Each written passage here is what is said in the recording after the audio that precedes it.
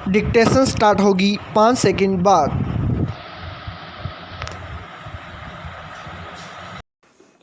Yes, केंद्र और राज्य सरकारों के मुकाबले भारतीय शेयर बाजार कोरोना के नए वेरिएंट के खतरे को शायद बेहतर ढंग से समझ रहा है। स्टॉप तभी तो पिछले 2 दिनों में सेंसेक्स 2000 से अधिक अंक लुढ़क चुका है। स्टॉप पिछले साल मार्च में कोरोना के मामले बढ़ने पर दुनिया भर के शेयर बाजारों में मचा कोहराम अधिक पुरानी बात नहीं है। स्टॉप दक्षिण अफ्रीका से निकले कोरोना के नए वेरिएंट ओमिक्रॉन ने भारत ही नहीं बल्कि पूरी दुनिया को फिर से आशंका के भंवर में डाल दिया है। स्टॉप अमेरिका और यूरोपीय देशों में कोरोना के बढ़ते मामले फिर डराने लगे हैं। स्टॉप ब्रिटेन में तो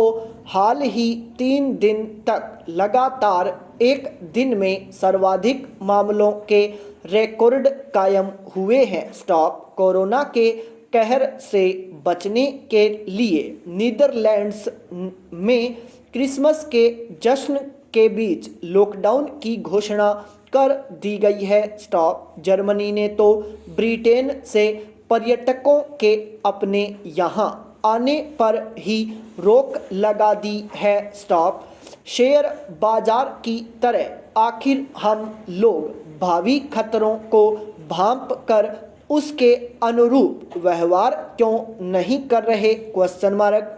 वैज्ञानिकों की चेतावनी को दरकिनार करने के नतीजे हम पहले देख चुके हैं। स्टॉप एक दौर में तो पूरा देश ही अस्पताल नजर आने लगा था। स्टॉप दुनिया भर के वैज्ञानिकों ने फिर चेतावनी देनी शुरू कर दी है। स्टॉप कोई जनवरी तो कोई फरवरी में तीसरी लहर की आशंका जता रहा है। स्टॉप स्कूल कॉलेज खुलने के बाद शादी विवाह भी परवान पर रहे। स्टॉप देश के सबसे बड़े राज्य के साथ साथ 4 राज्यों में विधानसभा चुनाव की तारीखों का ऐलान होने ही वाला है। स्टॉप इन राज्यों में रैलियों और जनसभाओं के जरिए वोट जुटाने का काम शुरू हो चुका है। स्टॉप तमाम हिदायतों के बावजूद मास्क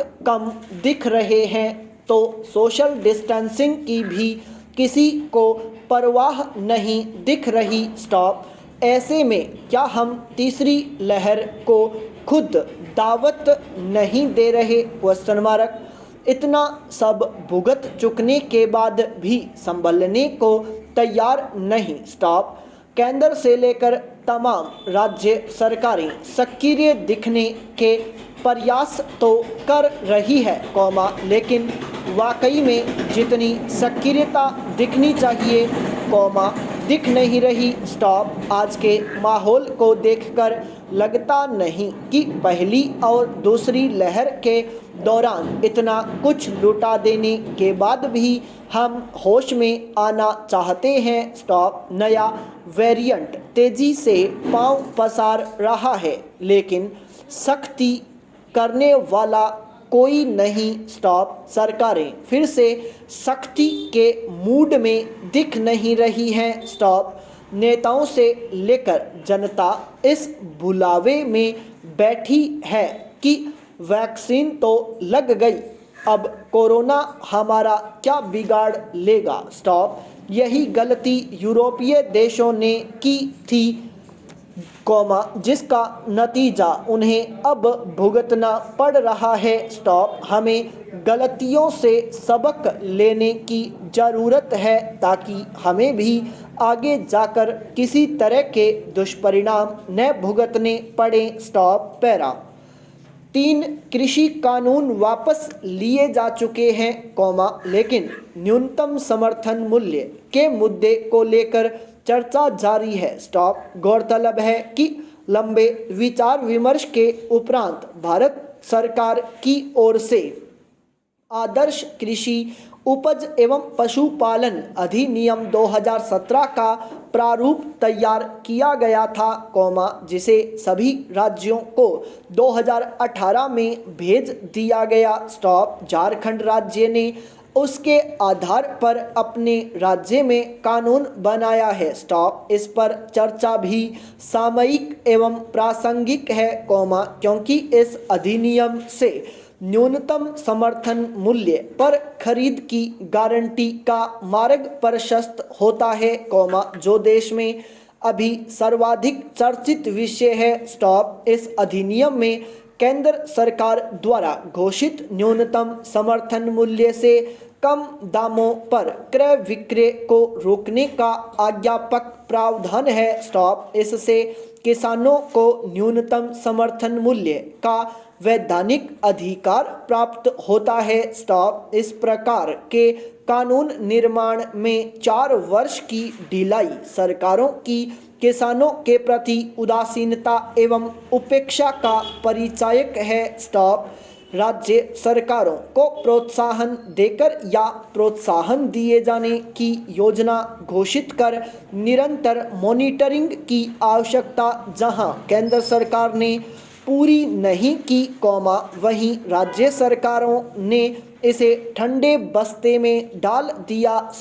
केंद्र सरकार सुधारों के संबंध में संकल्प व्यक्त करने तथा निरंतर कार्य करने के प्रचार से अघाती नहीं है, दूसरी तरफ किसानों को उपजों के न्यूनतम मूल्य दिलाने संबंधी सुधारों पर त्वरित कार्यवाही से बचती रहती है।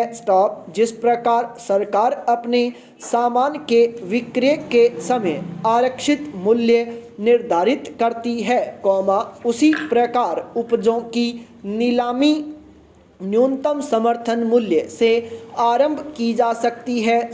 इसके लिए कृषि उपज मंडी अधिनियम एवं नियमों में यथोचित संशोधन किए जा सकते हैं।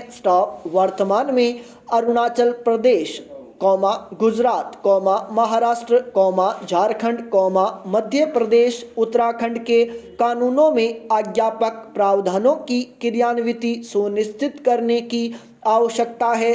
वहीं जम्मू कश्मीर, मिजोरम, नागालैंड, राजस्थान, गोवा में ऐच्छिक प्रावधानों को आज्ञापक प्रावधानों में परिवर्तित करने की आवश्यकता है, जो मात्र एक शब्द के परिवर्तन से ही संभव है।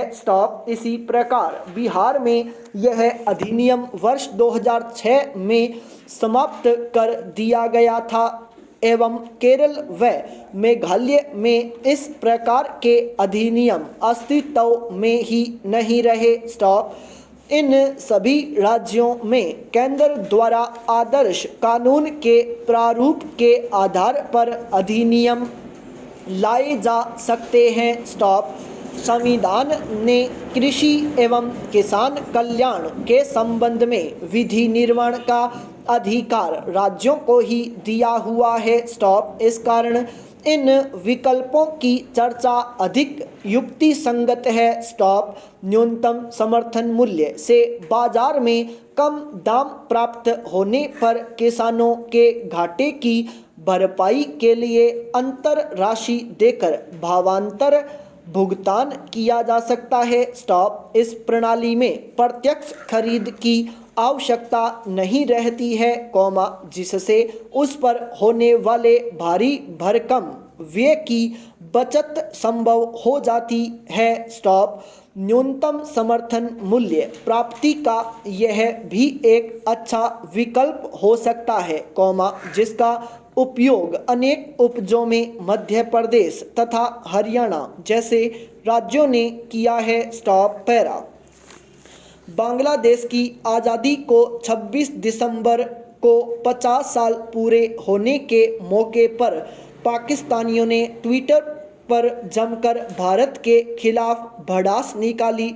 इन ट्वीट में अधिकांश ने बांग्लादेश की मुक्ति सेना के प्रति नरमी बरती, लेकिन भारत के लिए काफ़ी आपत्तिजनक सामग्री को पोस्ट किया तो ट्विटर पर पाकिस्तानी चाहे जितना झूठ बोलें मगर सच यह है कि बांग्लादेश जब तक पूर्वी पाकिस्तान रहा उसके साथ अन्याय का दुष्चक्र इतना व्यापक हो चला था कि वह बहरहाल पाकिस्तान से अलग होना ही था। संपूर्ण विराम।